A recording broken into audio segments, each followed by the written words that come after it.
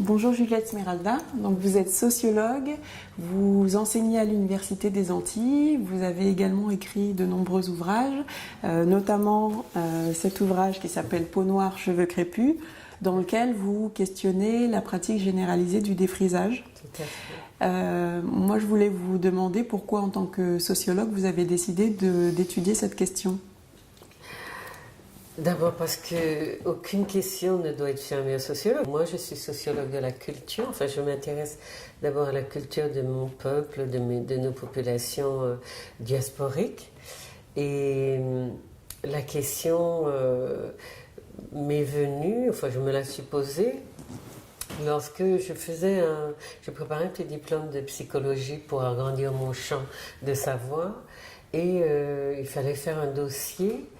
Et j'ai toujours pris la décision de travailler, chaque fois qu'il y avait à faire des dossiers, à creuser pendant tout mon cursus universitaire, de choisir un thème qui concernait nos populations. Et c'est la question du défrisage. Peut-être que j'avais déjà ce questionnement en filigrane dans mes réflexions, mais c'est cette question-là que j'ai eu envie de traiter. Mais j'ai fait un dossier qui était très maigre parce qu'il n'y avait rien. Et bon, ça a marché, mais c'était, si vous voulez, le début de quelque chose, parce que du coup, j'avais eu tellement d'interrogations pendant la fabrication de ce dossier, tellement de non-réponses et d'impossibilité d'aller vraiment à des sources historiques, parce que mon travail, c'était d'expliquer pourquoi.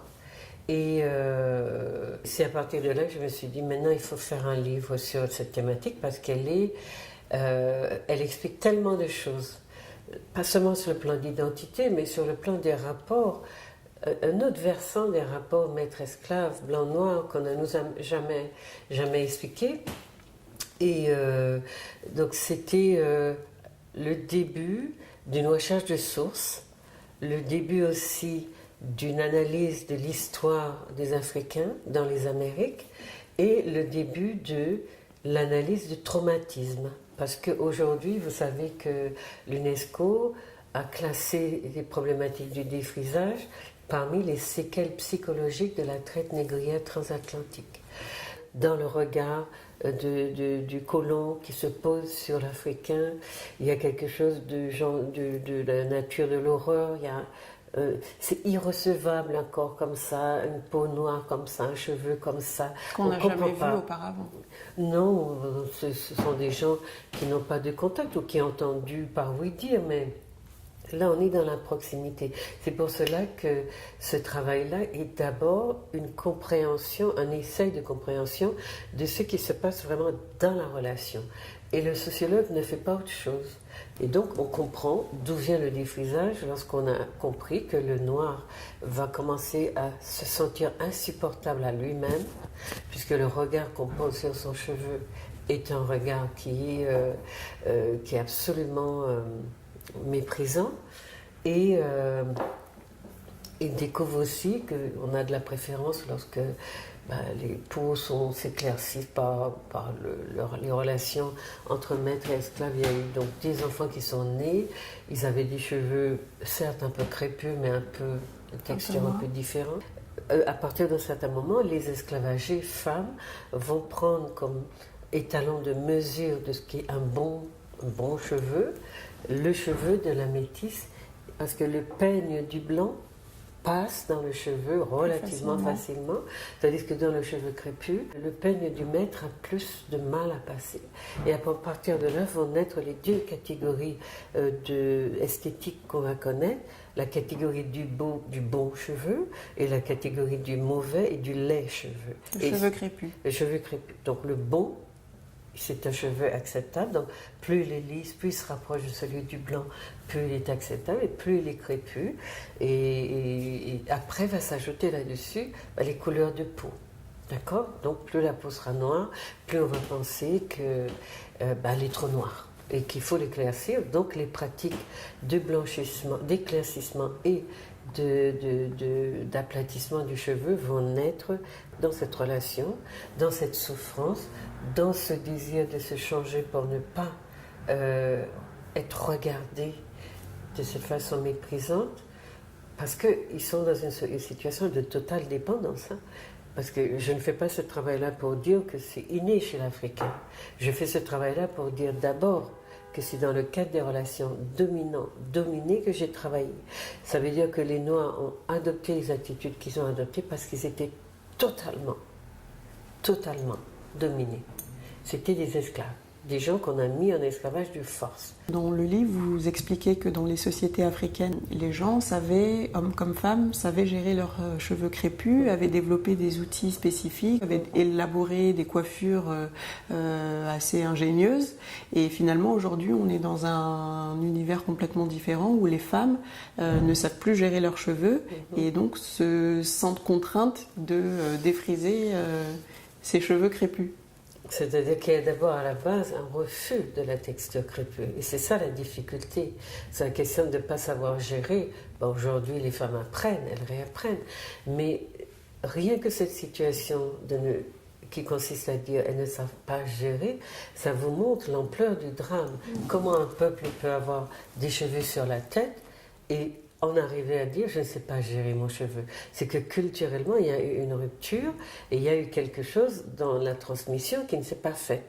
Et en fait, il n'y a pas eu de transmission puisqu'il y a eu un rejet du cheveu crépus. On l'a écarté et on y a mis à la place une pratique du défrisage. Donc on ratiboise, on enlève tout ce qui est crépus et puis tous les 2 mois ou peut-être toutes les 5 semaines, on retourne chez son coiffeur pour faire défriser les racines. Mais les Africains se connaissaient parfaitement. Ils avaient inventé ce qu'il fallait pour nourrir leur peau parce que les rayons ultraviolets étaient forts dans les latitudes où ils habitaient. Donc ils avaient inventé des systèmes d'hydratation. Ils avaient inventé des systèmes de coiffure qui étaient basés sur une connaissance profonde de la nature bouclée de leurs cheveux. Et le peigne afro, c'est un peigne avec des dents bien arrondies, bien polies, etc., qui n'accrochait pas et qui entrait dans la boucle et qui ramenait le cheveu vers l'extérieur et qui n'allait pas, comme chez les Occidentaux, prendre le cheveu à la racine et l'amener vers l'extérieur. Ils avaient une connaissance parfaite et le peigne afro était devenu un objet culte. Donc c'était une culture parfaitement au courant de ce qu'elle était, fière de ce qu'elle était. On n'a jamais entendu dire qu'un Africain qui était dans sa tradition a souffert d'être coiffé de ses cheveux. On n'a jamais entendu ça. En plus, on vous dit aujourd'hui, défriser, ça va plus vite. Oui. Les Africains ont inventé la seule forme de coiffure qui permettait justement que ça aille plus vite, c'est-à-dire qu'on ne se coiffe pas tous les jours. Et ça ne signifiait pas qu'on était malpropre, parce qu'on avait des moyens d'entretenir l'hygiène du cheveu. Les Africains ont inventé, en dehors de ça, une panoplie extraordinaire de modèles de coiffure. Et Willy Moreau, que je cite dans l'ouvrage, dit que les Africains américains ont essayé de tout reproduire. Tellement ça les fascinait. Et bien, il y a des modèles que jusqu'à aujourd'hui, ils n'ont pas réussi à reproduire. Tellement c'est complexe et extraordinairement travaillé. Parce qu'il y avait des compétitions entre eux sur la base de la meilleure coiffure. Ce sont des traditions qu'on essaye de relancer aujourd'hui en faisant de concours de la plus belle coiffure sur cheveux crépus. Et c'est ça que raconte la poupée d'Isis. Mais est-ce que le propos dans votre livre, c'est finalement d'encourager ou d'inciter les femmes à arrêter de se défriser les cheveux si on va jusqu'au bout, c'est ça? Moi, je ne donne pas d'injonction. Je ne suis pas dans l'injonction. Je suis dans l'explication. C'est ça le travail du sociologue. Il n'empêche que les gens qui ont lu, peut-être aussi à travers les lignes, ont bien compris que tant qu'on vit dans un corps qui n'est pas le sien, tant qu'on s'adonne à des pratiques qui sont extrêmement coûteuses, surtout quand on fait partie du groupe humain dont on dit qu'il est le plus pauvre de la planète, il est évident que c'est comme les gens qui reproduisent à l'infini des erreurs et qui se trompent et à qui personne ne dit « arrêtez-vous un moment ». Réfléchissez sur vos pratiques, réfléchissez sur vous-même et réfléchissez aussi sur la beauté. Qu'est-ce que c'est la beauté? Vous voyez? Quand les gens me disent, oui, toi tu ne peux pas comprendre qu'il y a des beaux cheveux. Je dis, mais maintenant, voilà, allons-y, expliquez-moi ce que c'est qu'un beau cheveu. Un beau cheveu, c'est comme la beauté, c'est comme tout, c'est tout à fait relatif. Ça dépend des cultures, des périodes, des moments, etc. La question, c'est d'essayer de faire sortir les gens de cet aveuglement qui leur dit que tout ce qui est lisse est beau, ou bien tout ce qui est clair de peau est beau. Moi, en tant que mère, il y a un passage, il y a plusieurs passages dans le livre qui m'ont marqué, mais je voulais lire celui-là. Alors, donc, vous écrivez « À défaut d'un peigne adapté à sa texture, les séances de coiffure se révèlent extrêmement douloureuses pour les Noirs. L'usage qu'ils tentent de faire du peigne européen et la difficile manipulation qui en résulte finissent par les convaincre que ce sont leurs cheveux qui sont de mauvais cheveux, incapables de se soumettre à la discipline que leur impose le peigne européen. Les mères reportent sur leurs enfants le mépris qu'elles éprouvent désormais envers leurs propres cheveux. Des enfants apprennent donc dès leur plus jeune âge à considérer le cheveu crépus comme un stigmate, à le détester et à le regarder comme un héritage malheureux, bon à ne leur causer que de la souffrance. Les enfants noirs, les filles essentiellement, en vinrent très tôt à rejeter leurs cheveux crépus, aggravant de la sorte la blessure de l'autodénigrement qui, aujourd'hui encore, n'a pas cicatrisé, se transmet même de génération en génération. Un tel conditionnement prédispose les jeunes noirs à adopter assez systématiquement des standards de beauté qui ne font pas partie de leur héritage. Et finalement, comment est-ce qu'on peut parler aux enfants de leurs cheveux? Comment est-ce qu'on peut leur apprendre à aimer la nature de leurs cheveux crépus? Mais moi, je posais la question. Donc, je disais que j'ai écrit La poupée d'Isis pour ça. Donc, Isis n'a pas de problème. Et je voulais montrer que c'est possible. Mais j'explique comment c'est possible. La première chose, c'est que d'abord, les parents s'obstinent à utiliser le peigne occidental parce qu'ils ont perdu le contact avec le peigne afro. Ils ont perdu aussi le contact avec les manières d'hydrater les cheveux parce que c'est parce que le cheveu n'est pas hydraté comme il faut qu'il fait mal quand on tire. Donc la deuxième chose, c'est la question de la poupée. C'est celle-là que j'ai posée donc, dans le deuxième livre que j'ai écrit qui s'appelle « Du cheveu défrisé aux cheveux crépus ». La question de la poupée est centrale dans l'éducation des enfants. La poupée est un objet identitaire. C'est un objet de projection de soi par l'enfant qui joue et qui lui renvoie un retour sur...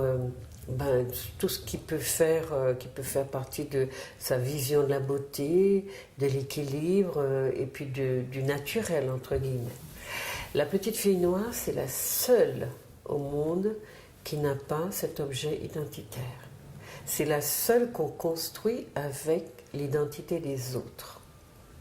C'est la seule à qui on donne des poupées blanches avec des cheveux lisses et la peau claire. C'est la seule à qui cela pose un problème d'avoir une poupée noire comme elle. Ça signifie que ces problèmes que nous décrions là, ils sont induits par des comportements acculturés et complètement inexplicables que continuent à faire exister le peuple noir en général.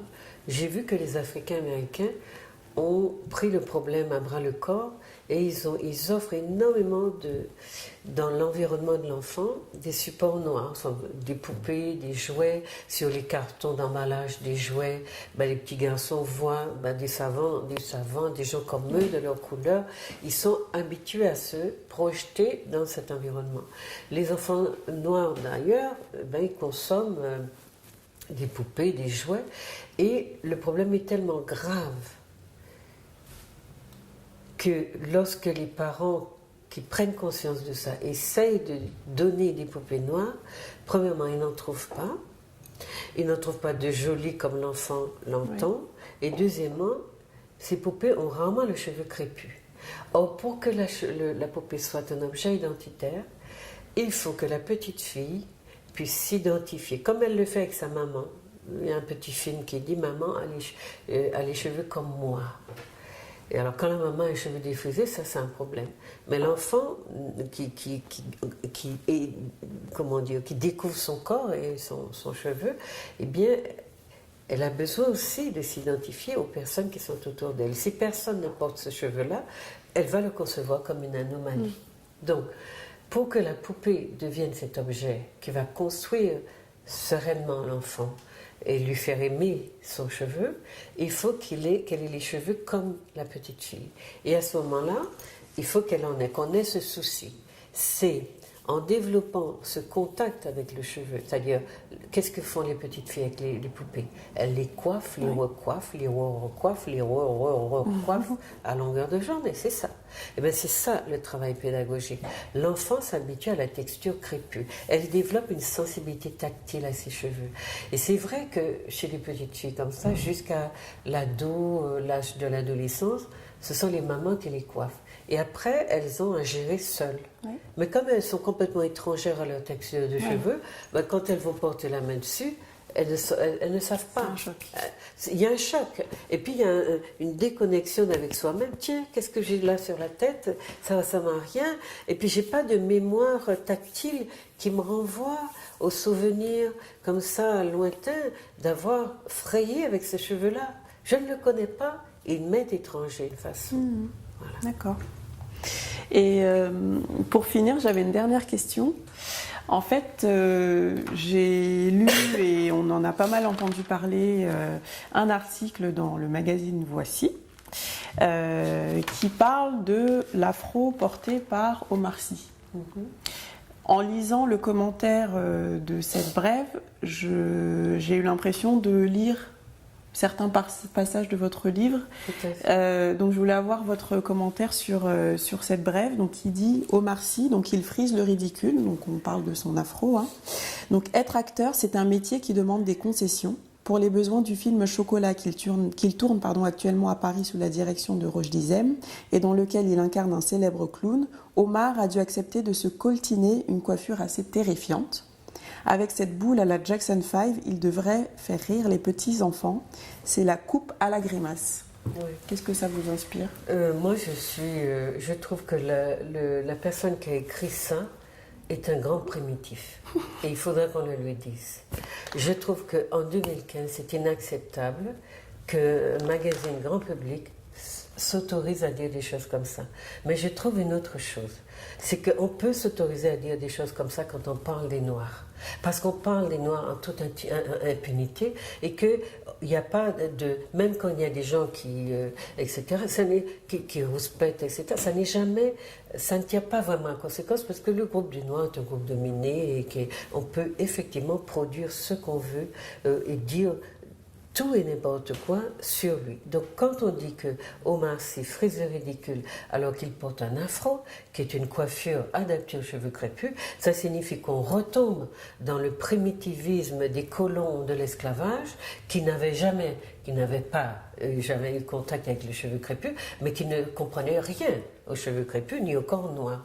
Donc on est dans cette dynamique lorsqu'on essaye de prendre en charge ces problématiques personnelles, d'être au contact aussi d'un groupe, ou en tout cas d'éléments d'un groupe dominant qui s'obstine à maintenir le groupe dominé dans des clichés, dans des poncifs, dans des discours qui sont absolument humiliants et qu'il faut dénoncer. Et c'est pour cela que je dis qu'il faut dire à Voici et à son journal de retirer ce genre de propos. Donc les Noirs qui laissent dire des choses pareilles devraient aussi être interpellés avec virulence, et je pèse mes mots, pour que ce genre de choses ne puisse plus se dire.